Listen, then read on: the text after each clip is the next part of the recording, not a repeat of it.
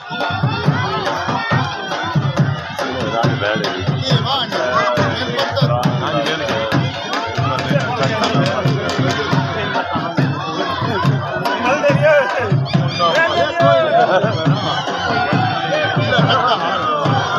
ना कर वीडियो बने ना पे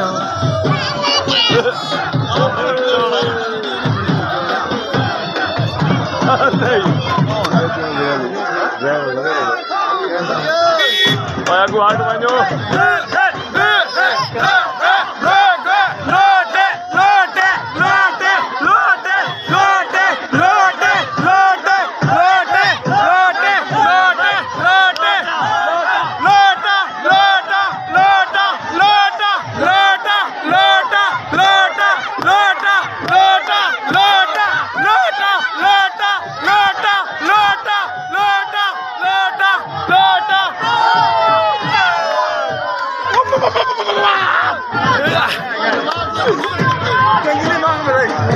भाई ये मरियम नवाज का शुरू हो गया खिताब। नवाज ने भी खिताब किया, अब मरियम नवाज कह रहे ये अभी केला होता है।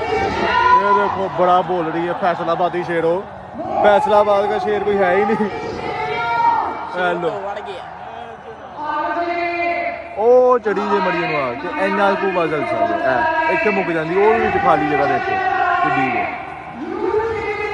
अस्तगफुरुल्लाह यार, जब खान साहब आए थे ना हमें अच्छी तरह याद है।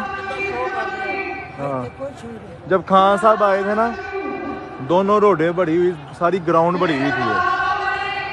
जो रोड है ना यहाँ पे पाँव रखने की जगह नहीं थी जब खान साहब आए थे। और ये हालात है जी इस जलसे के।